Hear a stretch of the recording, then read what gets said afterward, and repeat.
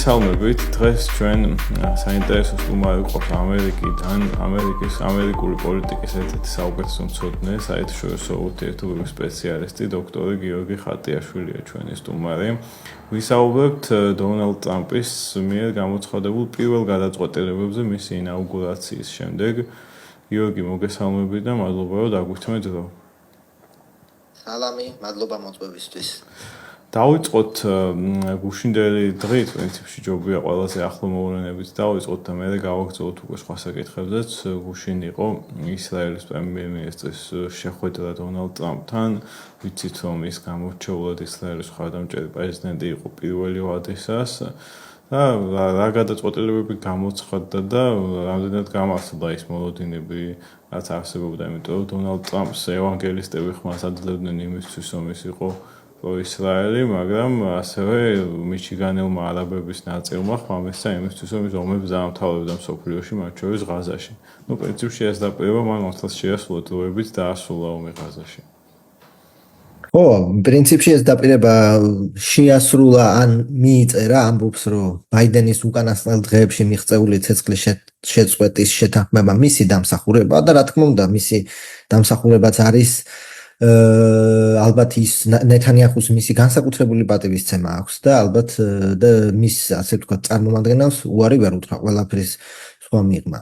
აქ რამდენიმე რამე გამოჩნდა. პირველ რიგში გავიხსენოთ, რომ პირველი უცხოელი ლიდერი, რომელსაც შეხვდა, ეს არის ნეთანიაჰუ, ხო? ბაიდენის, განსაკუთრებით 7 ოქტომბრის მერე გარკვეულ ფაზებში დაძაბული იყო ურთიერთობა, ხო?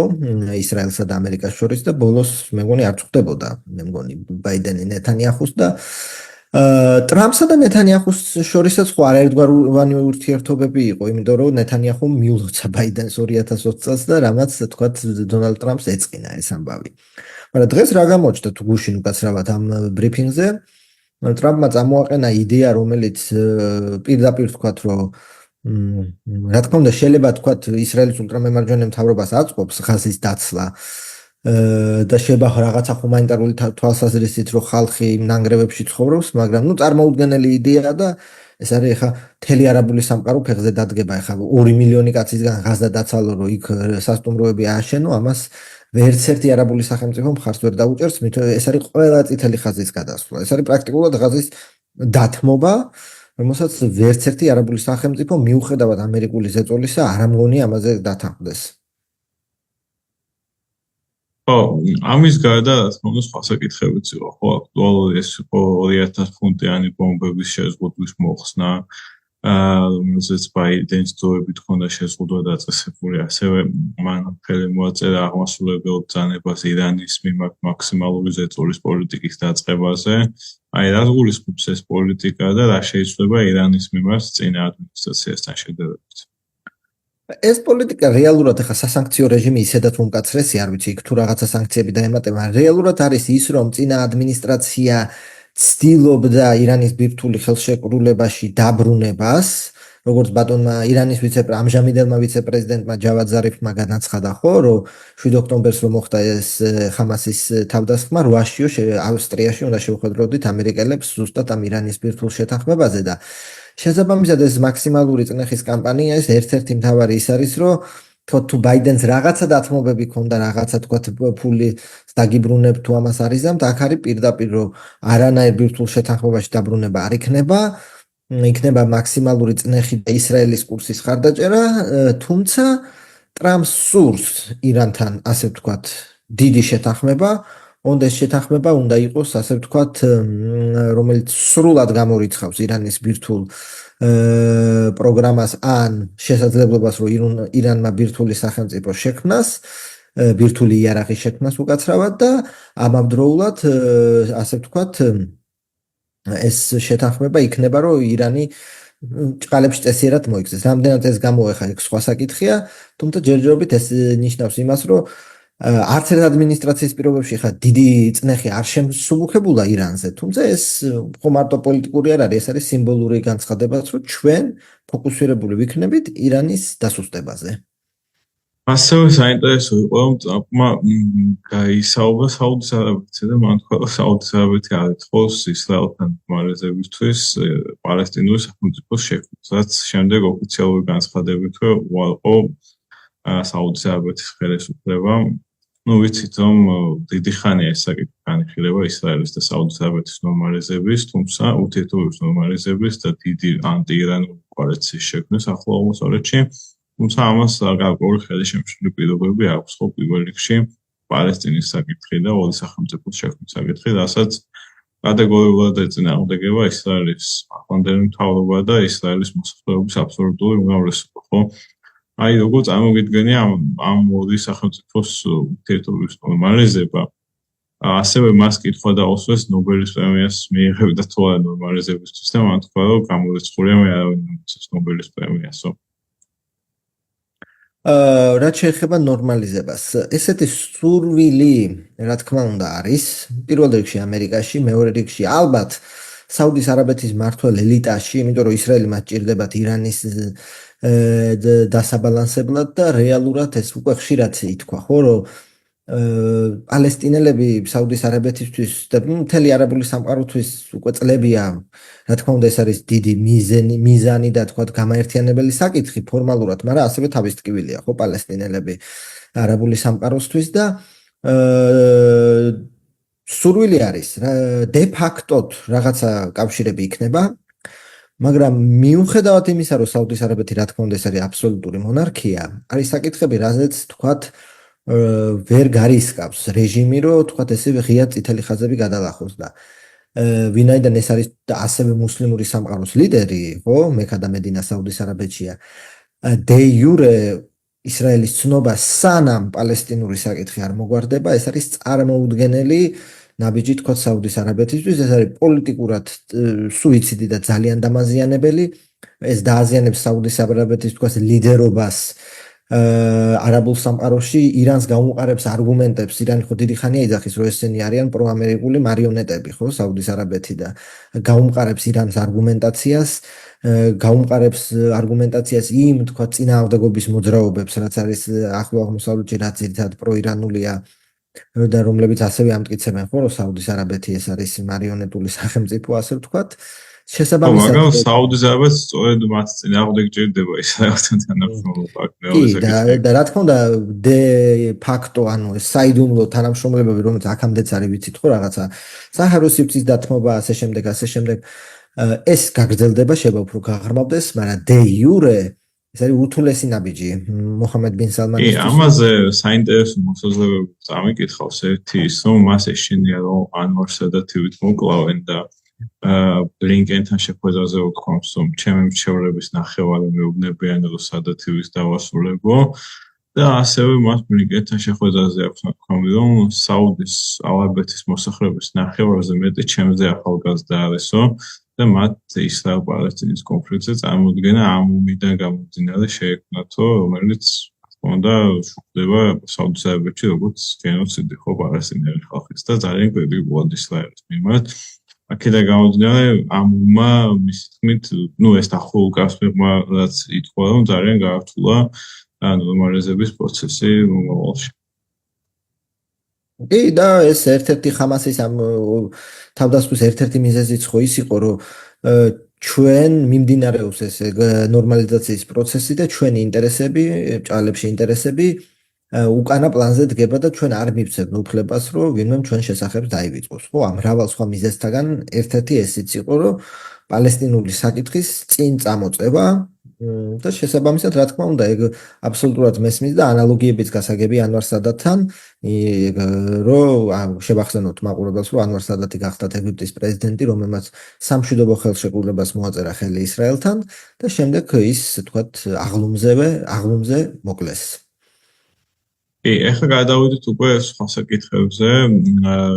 ძალიან აქტუალური იყო სავაჭრო ომების და ტარიფების საკითხი. უკვე დაუწესა ტარიფები კანადას, მექსიკას და ჩინეთს, თუმცა კანადასთან და მექსიკის ხელისუფლებასთან მოახერხა შეთანხმება და მათი ტარიფები დროებით შეაჩერა, მაგრამ ჩინეთთან ტარიფები დარჩა ძალაში და ჩინეთმაც დაუწესა შესაბამისი ტარიფები ამერიკას. ეს არის ორი ყველაზე დიდი ეკონომიკა, ხო? და შესაბამისად მათი სავაჭრო ომი მთელ მსოფლიოზე ახდენს გავლენას. რა შეგიძლია თქვა აი ამ სავაჭრო ომის შესახებ და უკვე ხო არ მოახდინა ამან გავლენა ამერიკაში ფასებზე? ფასებზე ჯერ მე მგონი ასე რაც ვნახე არ მოუხდენია თან, იმიტომ რომ თქვა ყველაზე მძიმე დარტყმას ჯერჯერობით გადავურჩით იმ კუთხით, რომ კანადასთან და მექსიკასთან ეს ტარიფები გაჩერებულია. ზოგადად მისი წარეს თვითონ წერს, რომ თქვა რატომაც მის წარმოდგენაში ის ამბობს, რომ შეცდომა იყო 1913 წელს საშემოსავლო გადასახადის შემოღება და აი სატარიფო სისტემა მაშინ დაახლოებით რა იყო 45% იყო თუ არ ვცდები ტარიფი 1910-იან წლებში. აი სისტემა იყო საუკეთესო. რატომაც აქვს ეს არ აქვს ბევრი თანმიმდევრული პოლიტიკური პოზიცია ხო მის ცხოვრებაში, მაგრამ თავისუფალი ვაჭრობის ასე ვთქვათ სიძულვილი უკვე 20, 30 და 40 წელია ხო ის ამბობს, რომ ჩინეთი გვძარცვავს. მის წარმოდგენაში რატომღაც არის, რომ ამერიკასთან ვაჭრობა არის ქველმოქმედება და ეს პატივია, რომ ამერიკასთან ივაჭრო და გვძარცვავენ ხო პირდაპირ ხო რომ კანადა გვძარცვავს. ერთ-ერთი მიზეზი რომ ამ ტარიფების შემოღების მუქარის გარდა არის ის, რომ მათ ჩვენი მართებთ, როგორც მექსიკას მართებს და ჩინეთსაც მართებს. ანუ ის წარმოდგენა, რომ იმპულს ხო კანადა რაღაცას აწარმოებს და იმაში იხდი, ეს მას არ მიაჩნია სწორად, ან უგულვება ყავს ამ არგუმენტს, მიაჩნია, რომ ისინი ჩვენ გვძარცვავენ, იმიტომ რომ ჩვენ ვყიდით იმაზე ნაკლებს, რამდენსაც კანადა ყიდიან და ეს სავაჭრო დეფიციტი არის ძარცვის ფორმა. და ამის გამოსწორება უნდა ტარიფებით. ნუ ყველა ეკონომისტი ამბობს, რომ ეს არის ესე დანის პირზე გასვლა, იმიტომ რომ შედეგებს მოიტანს თუ არა არავინ არ იცის და ნუ ერთი ყველათან ხვდება, რომ რა თქმა უნდა, ხა არითმეტიკაა, ხო? რაღაცა თუ დოლარად შემოგაგდა, იმას კიდე 25 ცენტ ტარიფს ამატებ, ის გადვირდება და ის ამას მომხმარებელი გადაიხდის და ამას თვითონაც ირიბად აღიარებს ზოგიერთ გამოსვლაში, რომ კი დროებითი ტკივილი იქნება, მაგრამ იქვე ამბობს, რომ წარმოება გადმოიტანეთ ამერიკაში, ეს სხვა მთავარი ლეიტმოტივი, რატომაც უნდა მას ტარიფების შემოღება, რომ წარმოება გადმოიტანეთ ამერიკაში. ამას ხო ასე წლები ჭირდება.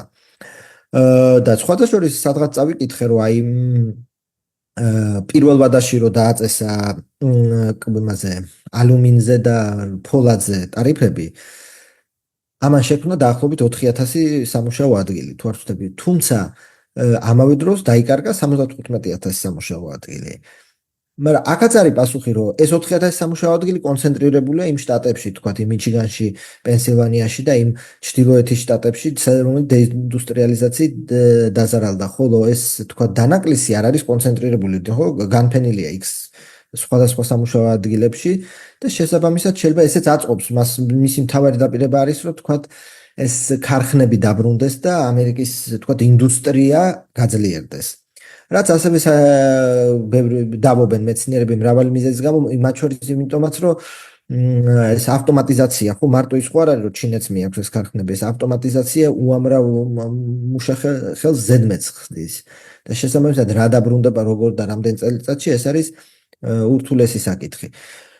შესაბამისად დროებით მან გააჩერა იმის sapasukot, რომ ორივე ქვეყანა დასთანხმდა რაღაც ზომების გადადგმას, რომელსაც ისინი ისედაც აპირებდნენ. ეს მეორე საკითხი და რომ რამდენად ის ასე ვთქვათ სიმბოლურ ქმედებებში ცვლის ამ ტარიფების და რამდენად ეს თლიანად ეს ო, მაგრამ მისი ამომრჩევლის თვალში ამას გამარჯვება დაცხადებს, რომ უკან დაახევინა ამ სახელმწიფოს. უფრო საინტერესოა, აი კანადამ რა უნდა ქნას, იმიტომ რომ კი ჯასტინ ტრუდო ბევრ ამას დაპირდა, მაგრამ თავისივე გამოსვლაში აქვს ნათქვამი, რომ ამერიკაში შესული ფენტანილის და არალეგალური იმიგრანტთა 1%-ზე ნაკლები მოდის კანადაზე.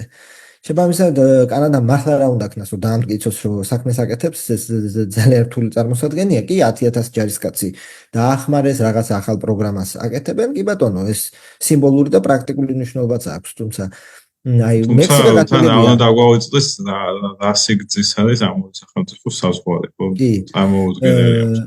ხო და მექსიკა გასაგებია, მექსიკა მართლა პრობლემატურია, თუმცა იქ მექსიკის პრეზიდენტმაც თქვა, რომ მარტო ჩვენი ბრალი არ არისო, ხო, კარტელის იარაღის 70% ამერიკიდან შემოდის და ასევე მოხმარება ამერიკაში, ამიტომაც არის რომ კარტელი ასოთო ცდილობს რომ ნარკოტიკები შეიტანოს ამერიკაში. მექსიკა მართლა პრობლემატურია, თუმცა კანადა მდიდარია და მექსიკა გაცილებით უფრო ღარიბი და მექსიკისთვის ასევე დაიწერა რომ ეს ტარიფები არის რეცესიის ტოლფასი 80% ხო ვაჭრობის მექსიკის მოდის ამერიკაზე და ეს ტარიფები კატასტროფული შედეგებით შეიძლება დასრულდეს მექსიკისთვის და აქაც დაიწერა რომ რაში აწყობს მექსიკის დესტაბილიზაცია, იმიტომ რომ მექსიკაში ეკონომიკური კრიზისი მხოლოდ გაზრდის, ხო, არალეგალ მიგრანტთა რაოდენობას.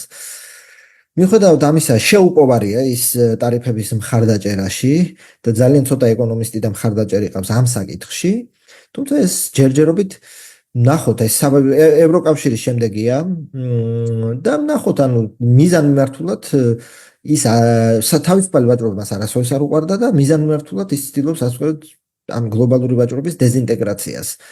თითქოს რომ ეს ამერიკისთვის უფრო სასარგებლო იქნება. ეს დრო გვაჩვენებს, არ ამგონია, მაგრამ დრო გვაჩვენებს. ასევე ძალიან აქტუალური საკითხია მის მიერ წარდგენილი მთავრობის წევრების დამტკიცება სენატში. ხო, ნაწილი უკვე დამტკიცდა, ნაწილის მოსმენები გრძელდება.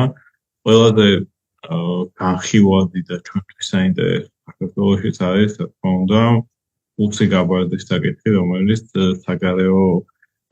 დაზვერვის ხელმძღვანელი ხდება და საგარეო საკითხებზე ერთადერთად მიმართ კრიტიკა მის ვიზიტზე ასადთან სირიაში, ასევე მის საკმაოდ ისეთ ორაზოვან განცხადებებზე რუსეთ-უკრაინის ომზე, ბიოლაბორატორიებზე უკრაინაში, რასაც ნაცნობი თემა ადგილობრივი უწამე მაჩვენებლების მხრიდან ლუგარის ლაბორატორიაზე შეტევა. თუმცა ყველაზე მერყევმა სენატორმაც სიუზან კოლინსმაც თქვა, რომ მას აძლევს თვალს და სავარაუდოდ გაბარდის დამტკიცდება და პრინციპში შეგვიძლია ვთქვათ, რომ პრობლემა არავის არ შეექმნება, ჯამში ალბათ ყველა დამტკიცდება, მათ შორის ალბათ რობერტ კენედიც დამტკიცდება და კენედის დამტკიცდება, რომელსაც უკან წაიღო თავისი ანტივაქსერული პოზიციები. და ეს ამის თქმა მინდოდა, რომ ძირითადად და ეს კაშპატელიც, ხო, ძირითადად ამ სენატის მოსმენებზე ან უკან მიაქვთ ძირითადად რა ხდება, ხო, ხა პოლიტიკური კარიერის განმავლობაში 1000 სიგიჟე აქვთ ყველას ჯამურად ამ პოლიტიკოსებს ნალაპ. ზოგს უფრო მეტი, რა თქმა უნდა, ხა რობერტ კენედი გამოირჩეოდა და ნუ ტულსი გაბარდს ხა 100-თან არის ჩასული და ედვარდ სნოუდენის ნუ ხარდაჭერი თუ არა, სხვათა შორის აი სენატის მოსმენაზე არ გადათქვა. ეს შეიძლება დასაფასებელიც არის, არ გადათქვა, არ თქვა, რომ ხა მოღალატეა იმის გამო, რომ ფულები ჩაეწერა. რო გეკითხებოდნენ არის თუ არა ედვარდ სნოუდენი მოღალატე, პასუხი იწყებოდა იმით, რომ მე ვარ ომის ვეტერანი და ვემსახურები ამერიკას და ასე შემდეგ. ხო, ზოგადად ეს სტილია, ზოგადად პოლიტიკის სტილია, რომ პასუხობ იმ კითხვას, რაც შენ გინდა და არა მას, რასაც გეკითხებიან. რაც შეეხება ალბათ დამტკიცდება, აქ ხო არის ერთი საკითხი, რომ რეალურად მათი იდეები, მაგრამ რეალურად ისინი წარდგენილები არიან, იმიტომ რომ მათი იდეები ან მოსწონს ტრამპს, ან თანხმოძრაში არიან და არიან ასე ვთქვათ, ტრამპის იდეების გამხორციელებელი. ამიტომ ახლა დიდ დამოუკიდებლობას საკუთარი იდეების სიცოცხლეში მოყვანის მათ არ ექნებათ. მით უმეტეს ახლა ვთქვათ, რომ ტულსი გაბარდი ხდება მთავარი მომხსენებელი პრეზიდენტის დაზვერვის საკითხებში, მაგრამ რეალურად ის არის როგორ არის ხო ეს 14 სადაზვერვო სამმართველოს კონგლომერატის კოორდინაციას აკეთებს. რეალური ძალაუფლება კი, საიდუმლო მასალებზე დაშვება და ასე შემდეგ, მაგრამ რეალური ძალაუფლება მას არ აქვს, ასე ვთქვათ, ხო? ხა ის არ არის არც დაზვერვის ცენტრალური სამმართველოს დირექტორი და არც სხვა ბიუროკრატიის დირექტორი. თუმცა რა თქმა უნდა, ის რომ თქვა წარდგენილი ეს არაორთოდოქსული იდეების მატარებელი პიროვნება, თუმცა ეს ახლა ტრამპი ძალიან განაწყენებულია, ხო? როგორც ამ intelligence community-ს რასაც ეძახიან ამ დაზვერვის ხალხზე თუ უსაფრთხოების ხალხზე, ბევრი მიზეზის გამო, პირველი ის ნაწყენია პირველ ვადაში ეს რუსეთთან კავშირების დაბრალებაზე, რომელიც მე გამოძიების დამტკიცდა, რომ კი, ახლა რუსეთი ჩაერია 2016 წლის არჩევნებში, მაგრამ რასაც ესენი აბრალებდნენ, რომ ახლა პუტინს ტრამპზე ჩანაწერები აქვს, ეგ ახლა ჰილარი კლინტონის შტაბში იყო მოგონილი თუ ასე ვთქვათ, ხო, ეს გამოძიებით დამტკიცდა. შემდეგ უკვე Hunter Biden-ის ლეპტოპი ეს მისთვის ძალიან მტკივნეული საკითხია და მას მიაჩნია, რომ ასევე ამ დაზვერვის ხალხმა დამალა ეს საკითხი 2020 წლის არჩევნების წინ და ზოგადად ეს ლეიტმოტივად ხო გაზდებს ეს ზოგადად ეს USAID-დან თუ სხვათან, რომ აი ამ ჩამჯდარი ბიუროკრატია მე მებთვის ეგრეთ წოდებული deep state-ი. Deep state. ხო, საჭიროა მათი მოთვინიერება სამსახურიდან გაყრა, ასე შემდეგ კაშპატელიც ამიტომ მოდის FBI-ს წენა უკვე ამ ვადიდან, რომ რეიდი დამსდებენ, მიჭერენ, მას ამართლებენ, ანუ ეს წენა ასე თქვა ძალოვნების მიმართ ტრამპს აქვს და შესაბამისად საჭირო ისეთი ხალხის დანიშვნა, რომელიც პირველი ამ ძალოვნებს მისი აზრით მოათვინიერებს, შურს იძიებს თუ საჭირო გახდა და მის პოლიტიკას გაატარებს და თავდაცვის მინისტრიც ამიტომ შეირჩა. დიდი მადლობა გიორგი საინტერესო საუბრისთვის და ჩვენ მომავალშიც გავაგრძელებთ ამერიკულ პოლიტიკაზე შენთან საუბარს. დიდი მადლობა.